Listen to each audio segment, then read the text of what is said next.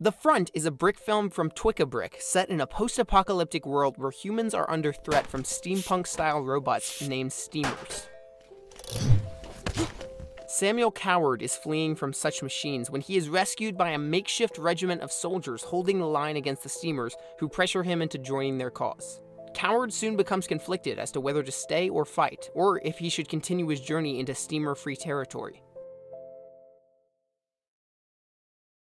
The film is beautiful in almost every respect. The animation, the directing, the editing, and the character set design are all done to a great result. The animation techniques that Twickabrick uses are some of the most realistic and natural looking you'll find in Brick films today. As well as being very well eased, overlapping and anticipation are used to great effect, giving it an authentic look.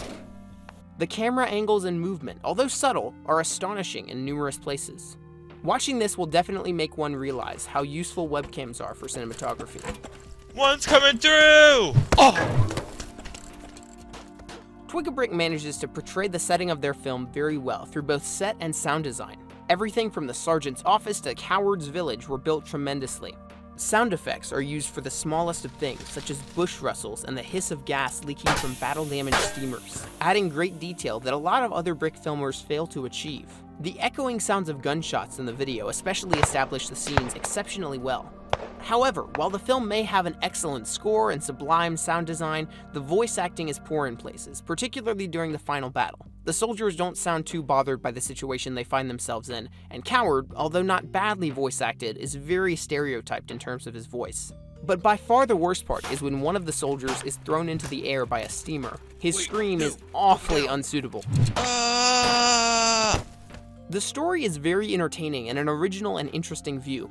The world he sets up is very intriguing, with a combination of medieval and late Victorian/early 20th century elements, leading to many requests from viewers for a sequel. In terms of characterization, Coward is developed well as a character, considering the 12-minute runtime, and the majority of his choices and decisions he makes throughout the film are very believable. Despite this, the screenplay is not without flaws. The soldiers are seemingly under little threat from the steamers, despite their huge mass and numbers and the damage they are seen to do to Coward's village in the flashback. I feel they could have been a lot more menacing and detrimental to the soldiers. Another thing I'd like to bring up briefly is Coward's name. I'm Samuel Coward. I'm not always against nominative determinism, but it makes me roll my eyes when it's so blatant as in this case, although it is somewhat addressed in the film. What a fitting name, with you running from that steamer. Hilarious.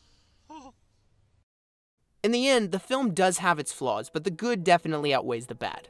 This is an incredibly original video that feels very much like a mid-2000s Brick film, despite being uploaded late 2013. You can find The Front on the Twickabrick YouTube channel, the link of which will be in the description, and I highly recommend watching this masterpiece if you haven't already. Final rating, 8.5 out of 10.